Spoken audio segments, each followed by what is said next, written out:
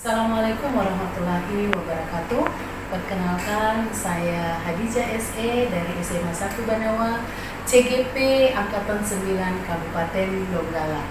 Alhamdulillah, hari ini saya akan melakukan kegiatan pra-observasi sebelum melakukan supervisi di kelas untuk melihat proses pembelajaran. Dan bersama ini saya dibersamai oleh rekan saya, Ibu Latifah SPD, guru sejarah di SMA Negeri 1 Banawa. Baik, Ibu Latifah, apa kabarnya hari ini? Alhamdulillah baik. Alhamdulillah. Mudah-mudahan kegiatan kita ini bisa berjalan dengan lancar ya Bu ya. Baik, kegiatan awal yang kita lakukan ini Bu Latifah adalah kegiatan pra-observasi sebelum kita masuk pada kegiatan supervisi.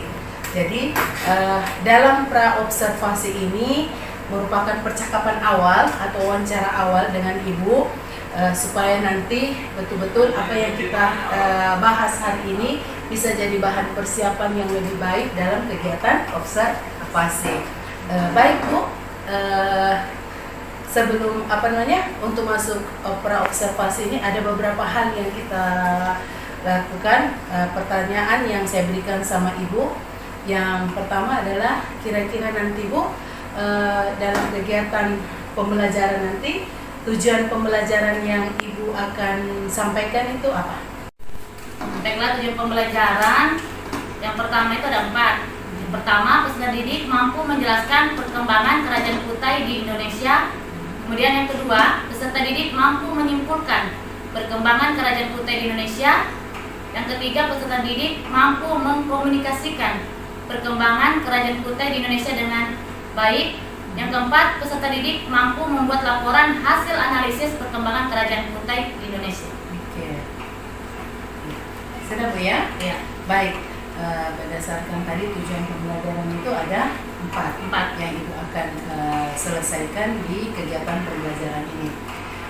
Berikutnya Bu, kira-kira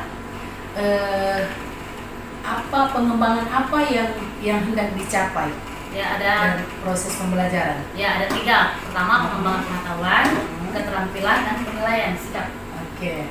Jadi nanti yang dikembangkan ini yang akan dicapai itu yang pertama pengetahuan, keterampilan, dan sikap.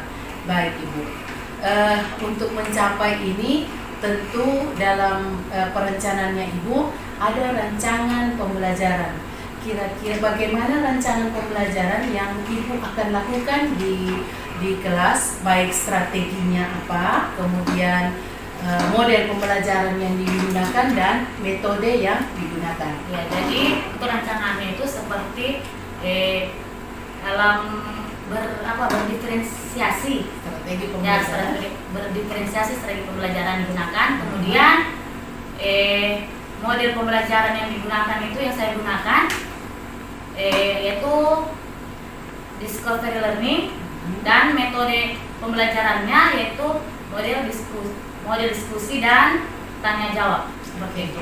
Baik Ibu, jadi rancangan yang Ibu akan lakukan di kelas nanti yang pertama itu strategi pembelajaran yang berdiferensiasi, kemudian modelnya adalah discovery learning, dan metode yang Ibu gunakan nanti adalah metode diskusi dan tanya jawab. Baik Ibu, berikutnya Ibu, apa media yang Ibu gunakan nanti dalam pembelajaran? Ya, itu pertama itu laptop, kemudian Infocus dan PowerPoint atau PPT. Siap. Baik, yang digunakan nanti laptop, kemudian PowerPoint sebagai sumber belajar, dan satu lagi buku paket. Oke, buku paket ya, Relevan ya. Baik Ibu. Untuk kira-kira kapan kegiatan ini bisa dilakukan Bu? Kegiatannya itu pada hari Kamis, jam pertama di kelas 2A. Oke, jadi dilakukan hari Kamis, kebetulan ada jam Ibu ya. Iya. Hari Kamis di kelas 10A jam 1. Ya, jam 1-2. Oke, baik Ibu. Berikutnya Bu, kira-kira dari percakapan kita ini apa yang Ibu dapatkan? Dari percakapan kita ini apa yang Ibu dapatkan?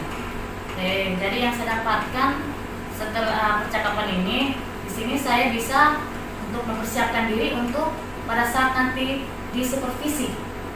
Nah, melalui pra observasi ini. Oke. Dengan mempersiapkan apa semua yang harus saya siapkan untuk persiapan supervisi di hari Kamis. Ya. Baik Ibu.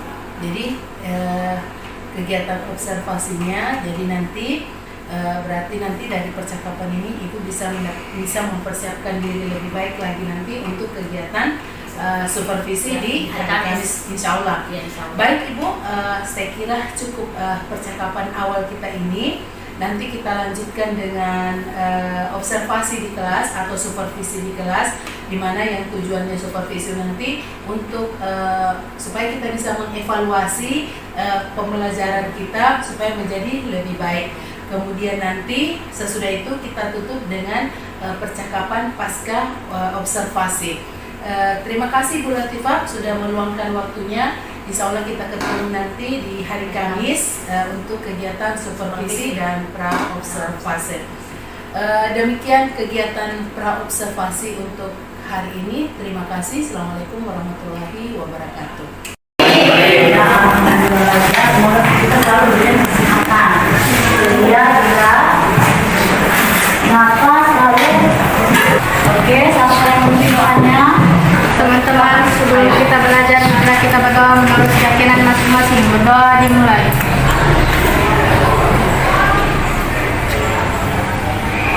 Berdoa selesai. Jadi dengan namanya ya, Abdul Halim. Coba Halim. Kalau dalam kelas tidak menggunakan buku, kita nanti keluar ini dalam kelas. Adit. Adinda. Sekarang materi kita untuk semester ini tentang kerajaan Hindu dan Buddha di Indonesia. Di sini kita pembelajaran yang harus kalian capai, yaitu peserta didik mampu menganalisis konsep dan kerajaan. Di sini ada 4. Yang pertama, peserta didik mampu menjelaskan perkembangan kerajaan Indonesia. Yang kedua, peserta didik mampu menyimpulkan perkembangan kerajaan di Indonesia. Peserta didik mampu mengkomunikasikan perkembangan kerajaan di Indonesia. Peserta didik mampu membuat laporan hasil. Jadi sebelum kita masuk materinya, itu ada dulu. Karena ini materi kerajaan Buddha ini kalian sudah dapatkan di SMP, kan? Sebelum kita masuk, mau tanya dulu, apa saja itu kerajaan Buddha di Indonesia? Ya, Sriwijaya, Majapahit, apa nih? Candi Borobudur. Itu salah dasar. Jadi untuk materi kita ini, jadi kita pengenalan materi yang di SMP tentang materi kerajaan Hindu dan Buddha di Indonesia. Sekarang,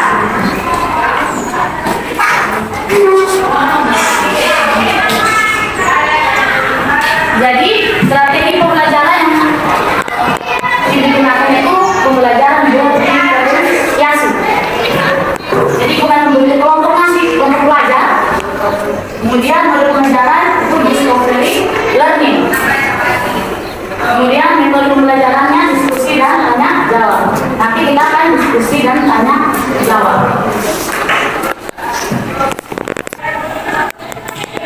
Jadi inilah kerajaan historik Hindu-Buddha di Indonesia. Pertama kerajaan Galuh-Negara, kerajaan Sriwijaya, Mataram, Singosari, Sriwijaya, dan Sumbawa lagi. Jadi semuanya nih Bu. Jadi di situ ada kerajaan kami.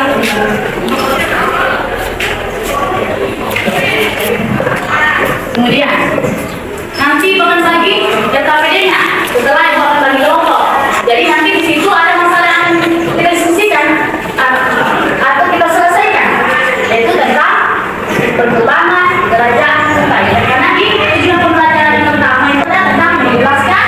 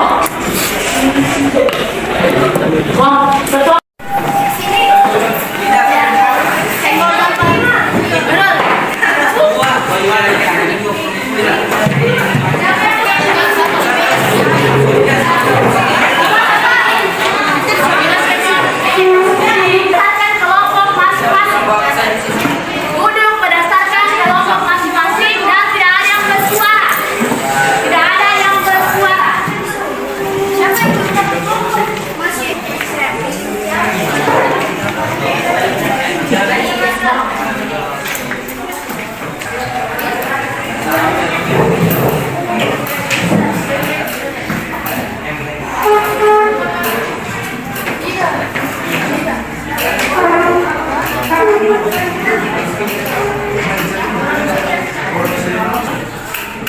kita mulai diskusi, diam dulu.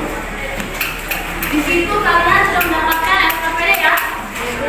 Nah, jadi silakan. SKPD itu artinya adalah lembar kerja peserta didik. Di sini kalian mengisi identitas kalian, nama kelompok, kelas dan jumlah kelompoknya. Silakan dibuka identitasnya. Kemudian tujuan pemberian pelajaran sangat jelas. Petunjuknya, jangan lupa baca petunjuknya ketika kalian sebelum kalian mengerjakan. Ya, di situ ada gambar kegiatan. Kemudian silakan kalian mengerjakan Ibu, satu orang saja. Ya, satu.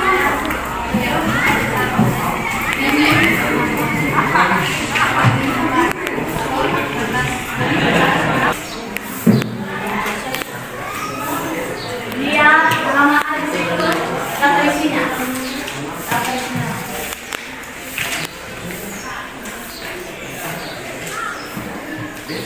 Kalau salah itu 28. Ya, oke.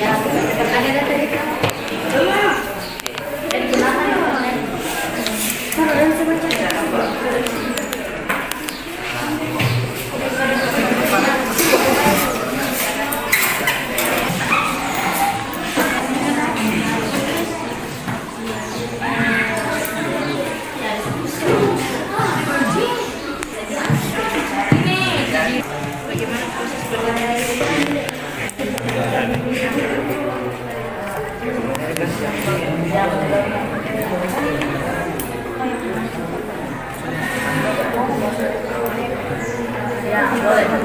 Nah.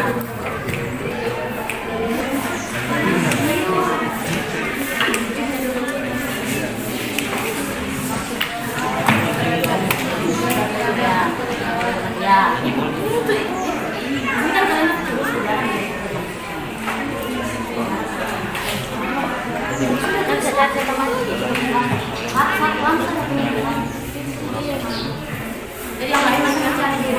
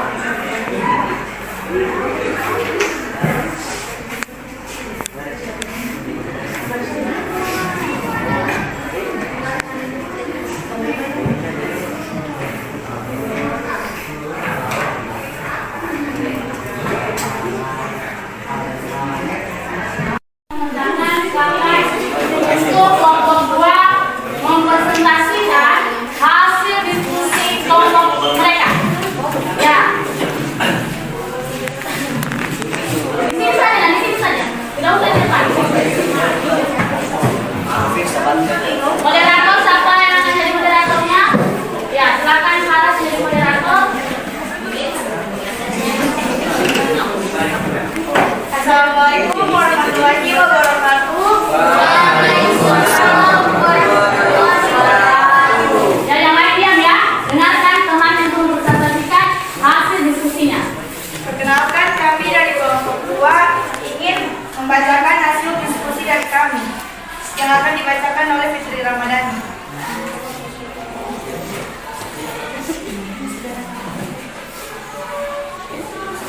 Baik, yang pertama yang akan saya bacakan adalah sejarah berdirinya Kerajaan Kutai. Jadi, sejarah Kerajaan Kutai diawali dengan datangnya pengaruh kebudayaan India, terutama kebudayaan Hindu ke Nusantara. Meskipun Kutai tidak terletak dalam jalur perdagangan internasional, tetapi hubungan dengan India telah berkembang sejak awal. Awalnya, Kerajaan Kutai adalah kelompok suku masyarakat, tetapi kedatangan Kerajaan Hindu membuat sistem pemerintahan di sana berubah. Hindu menyebabkan Kutai yang semula merupakan kelompok masyarakat yang berbentuk suku berubah sistem pemerintahannya. Kepala pemerintah semula seorang kepala suku berubah menjadi raja. Huruf Pallava dan bahasa Sanskerta pada prasasti Yupa adalah huruf dan bahasa yang dipakai di tanah Hindu. Dari prasasti Yupa diketahui raja pertama Kutai bernama Sukunga yang merupakan nama Indonesia asli dan belum memeluk agama Hindu. Yang kedua adalah aspek kehidupan dalam bidang politik. Pengaruh kebudayaan Hindu menyebabkan Kutai yang sebelumnya berbentuk suku berubah sistem pemerintahannya menjadi kerajaan. Dan adanya pengaruh India terhadap kerajaan Kutai yaitu adalah penggunaan nama-nama India oleh pemimpin kerajaan pada salah satu prasasti peninggalan kerajaan Kutai. Adapun di bagi kehidupan politik kerajaan Kutai, masyarakat kehidupan ekonomi terbelah-belah menjadi kehidupan ekonomi masyarakat bawah, menengah, dan atas. Yang diartikan dengan kehidupan ekonomi adalah kemampuan yang diukur dengan keuangan pendapatan, produksi dan konsumsi, termasuk transportasi dan lain-lain serta tabungan. Dalam rangka memenuhi kebutuhan hidup masyarakatnya, yang bersangkutan kemudian dikaitkan dengan kebijakan ekonomi yang berlaku sudah memberikan fasilitas kepada kehidupan ekonomi masyarakat tersebut. Berdasarkan bukti yang ditemukan dapat diketahui bahwa perekonomian kerajaan Kutai terletak di sektor perdagangan, pertanian, dan peternakan. Kerajaan Kutai sangat terkenal dengan hasil hutannya seperti getah, kayu meranti, damar gaharu, rotan, batu permata, dan bulu-bulu burung yang indah.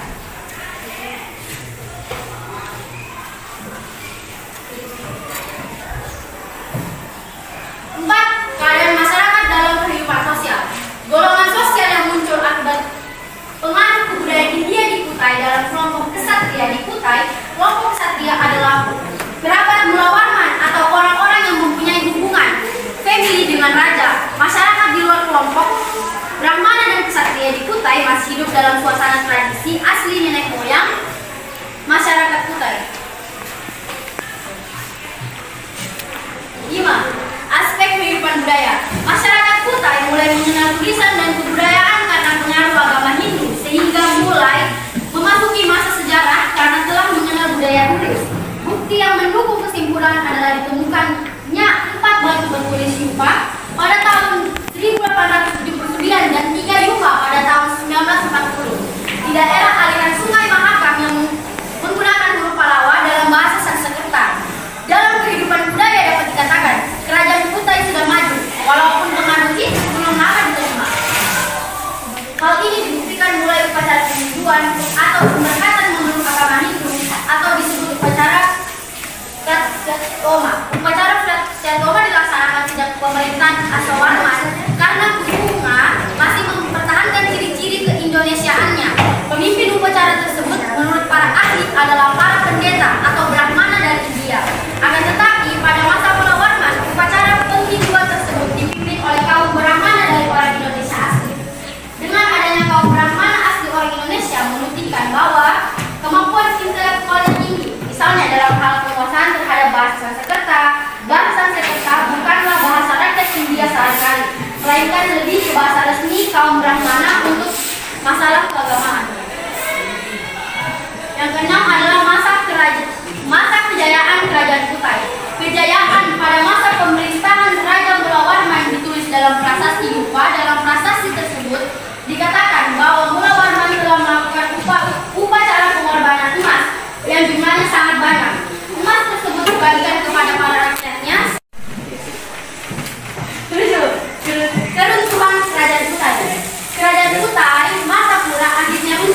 telah ditentukan oleh Kesultanan Kutai yang menganut Islam pada tahun 1635. Adapun penyebab runtuhnya kerajaan Kutai terjadi karena kondisi kepemimpinan kerajaan yang mengalami kemunduran.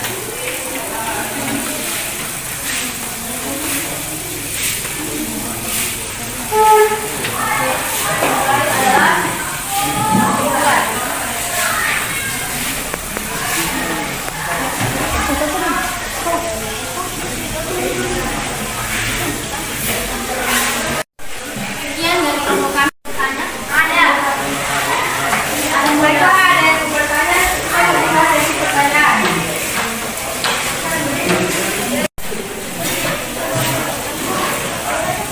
Ya, diberikan 2 pertanyaan.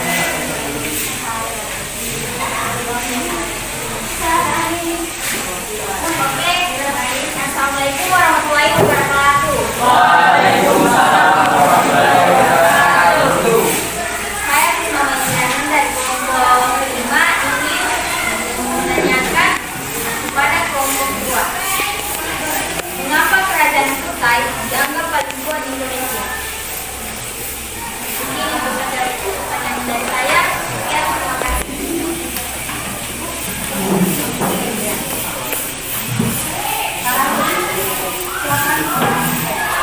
Terima kasih atas kesempatan yang telah diberikan. Assalamualaikum warahmatullahi wabarakatuh. Saya Nurul Komaria dari kelompok 4 ingin menanyakan kira-kira bagaimana negara Indonesia dapat masuk dalam kehidupan pada zaman kerajaan Hindia, dan apakah kerajaan tertua di Indonesia yang bercorak Hindu Buddha dan apa bentuknya? Sekian dari saya. Wassalamualaikum warahmatullahi wabarakatuh.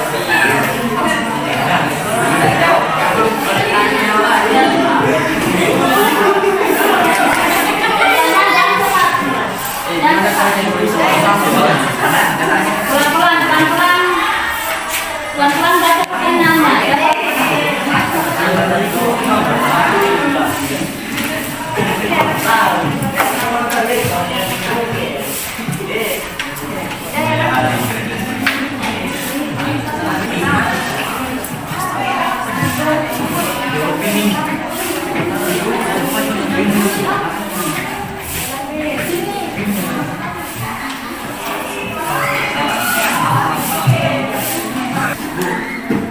Yang lain kan jawaban yang tadi. Yang lain juga kan jawaban yang satunya lagi.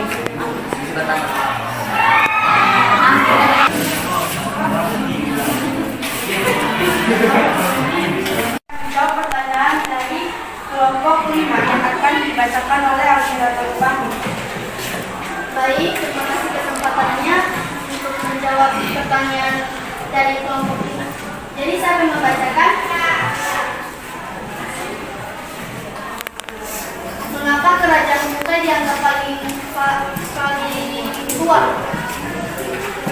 Karena bukti arkeologis yang mengungkapkan jejak peradaban kuno di daerah ini. Penemuan ini termasuk prasasti batu yang berasal dari abad ke-4 Masehi yang membuktikan keberadaan kerajaan ini pada zaman dulu. Sekian dari saya. Wabillahi taufiq wal hidayah. Wassalamualaikum warahmatullahi wabarakatuh. Waalaikumsalam warahmatullahi wabarakatuh. Moderator, please, kembalikan.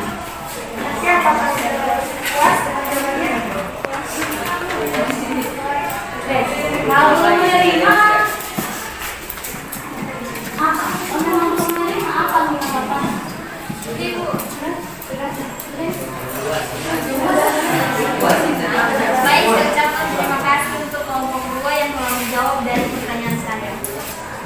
Baiklah, selanjutnya kami akan menjawab pertanyaan dari kelompok 4 yang akan dijawabkan oleh Ibu Ramadan.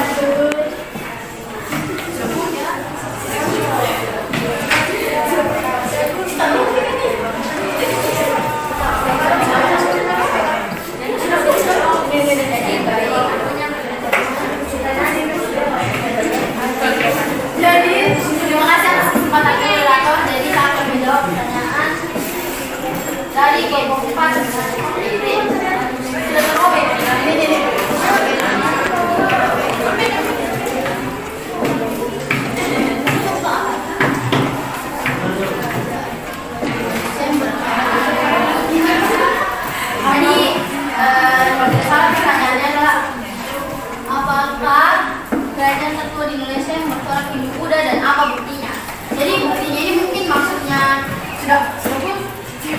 Yang dimaksud kalau dulu adalah ini peninggalannya. Jadi buktinya kalau itu kerajaan tidak pernah berdiri atau tidak.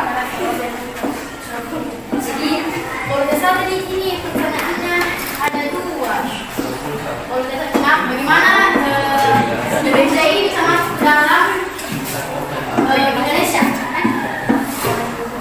Jadi kan seperti yang saya jelaskan tadi saat menjawabkan yang Hindu Buddha dulu. Jadi kan tadi kerajaan Hindu Buddha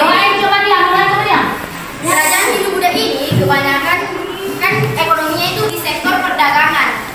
Nah, perdagangan ini kan dia bersifat luas, dia bisa keluar. Jadi orang dari luar pun bisa ke dalam Indonesia untuk membawa budayanya. Jadi pengaruh Hindu Buddha masuk ke Indonesia melalui jalur perdagangan dan dibawa oleh pedagang dan pendeta yang berasal dari India dan Tiongkok. Masukkan pengaruh Hindu Buddha melalui jalur perdagangan, yaitu jalur darat dan jalur laut. Dan juga di sini untuk bukti-bukti kerajaan atau peninggalan, yaitu contohnya adalah adanya peninggalan candi, arca, prasasti, hingga kitab atau pakawin. Dalam bidang kesusastraan, bentuk peninggalan kerajaan Hindu Buddha di Indonesia adalah kitab. Jadi mungkin itu saja yang bisa saya jawab. Terima kasih atas pertanyaan, sangat mantap sekali. Oke. Jadi bagaimana? Apakah sudah puas dengan jawabannya atau masih kurang? Tadi yang dibahas tentang adat tentang sektor perdagangan ya? Bisa dijelaskan?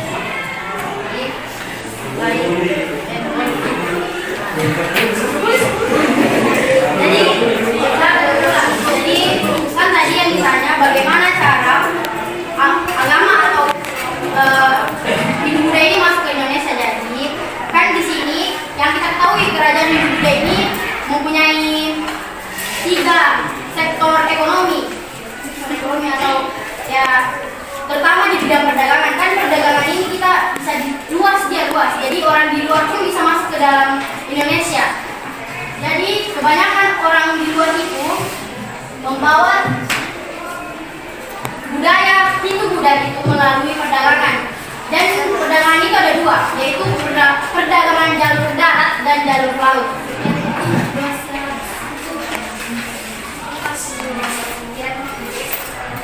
Sekian dari kami, bila ada kesalahan kami mohon maaf. Wabillahi taufiq wal hidayah. Assalamualaikum warahmatullahi wabarakatuh.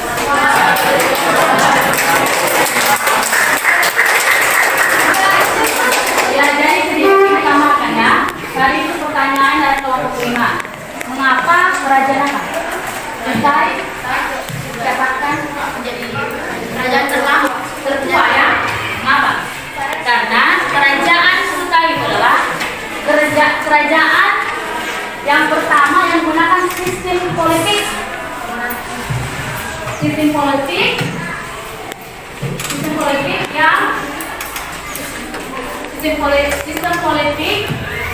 dan memiliki sumber sejarah yaitu berupa 7 yupa sehingga dia dikatakan sebagai kerajaan yang tertua atau kerajaan pertama di Indonesia. Dan sumber sejarah itu sehingga dikatakan ini kerajaan kita adalah kerajaan tertua dan kerajaan pertama kali. Kerajaan Hindu kerajaan Hindu Buddha yang bercorak, kerajaan Hindu di Indonesia pertama kali ada di Indonesia, itu kerajaan Kutai. Itu dengan sistem politik dan sumber sejarah itu adalah dapatnya prasasti Yupa yang ada kalian tadi sebutkan, ada 7 itu. Kemudian untuk tadi pertanyaan dulu ya tentang masuknya orang Indonesia ke Hindu Buddha. Nah, di situ dibawa ada sebenarnya itu ada proses masuknya Hindu Buddha Indonesia ada 5 teori. Pertama, teori Brahmana. Kemudian yang kedua, teori Waisa. Ketiga, teori Ksatria. Keempat, teori Sudra. Dan yang terakhir teori arus balik.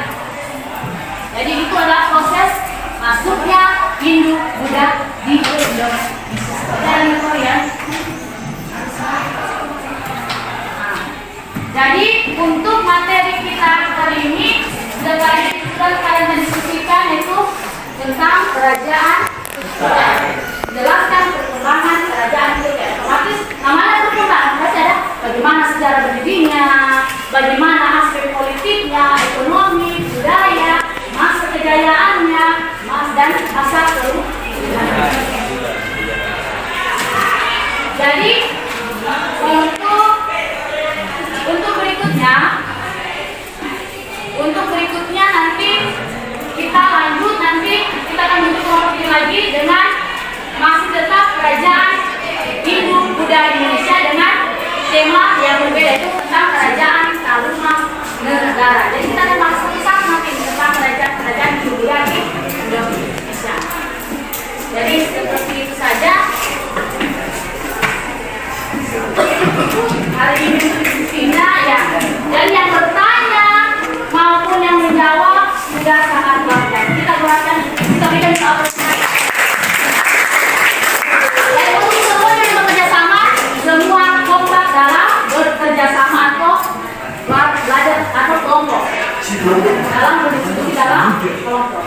Jadi untuk ke depan nanti siapa yang nanti yang lain lagi ya, nanti yang lain lagi. Hari ini sampai di sini dulu pertemuan kita. Jadi kita lanjutkan materi berikutnya tentang kerajaan Karuna Negara. Jadi untuk hari ini diucapkan selamat tutup dengan mengucapkan wabillahi taufiq wal hidayah. Wassalamualaikum warahmatullahi wabarakatuh. Waalaikumsalam warahmatullahi wabarakatuh.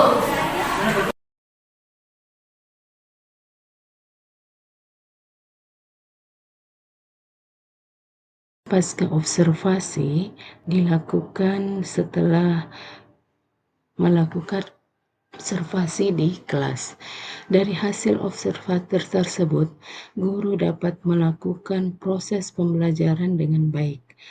Kemudian guru juga mampu melaksanakan pembelajaran berdiferensi proses dengan membagi kelompok peserta didik untuk melakukan diskusi, dan peserta didik juga aktif dalam melaksanakan kegiatan diskusinya. Kemudian setelah itu kami berikan kesempatan untuk memberikan refleksi dari hasil proses pembelajaran yang dilakukan. Dari hasil refleksi, guru merasakan masih banyak hal yang perlu ditingkatkan, terutama dari areal yang mau dikembangkan. Misalnya, bagaimana lebih meningkatkan pengetahuan murid melalui proses pembelajaran yang bervariasi. Untuk itu, guru membutuhkan metode-metode yang bisa membangun siswa lebih aktif dan melakukan pembelajaran yang menyenangkan. Adapun topik yang dibahas dalam pasca observasi adalah bagaimana guru menemukan solusi dari permasalahan yang dihadapi, terutama bagaimana mengelola waktu. Jadi waktu menjadi permasalahan bagi guru itu, bagaimana melakukan proses pembelajaran tepat waktu. Dengan kemudian pada saat pembelajaran juga guru sebaiknya melakukan asesmen awal bagi murid sehingga dapat membagi murid nanti berdasarkan kesiapan belajarnya. Selanjutnya, setelah kegiatan pasca observasi, guru diharapkan dapat melakukan rencana tindak lanjut dari hasil observasi pembelajaran di kelas. Antara lain, guru akan melakukan revisi terhadap rencana pembelajaran yang digunakan pada proses pembelajaran selanjutnya. Selain itu, guru juga fokus bagaimana menemukan metode-metode pembelajaran yang dapat menciptakan pembelajaran yang menyenangkan bagi murid.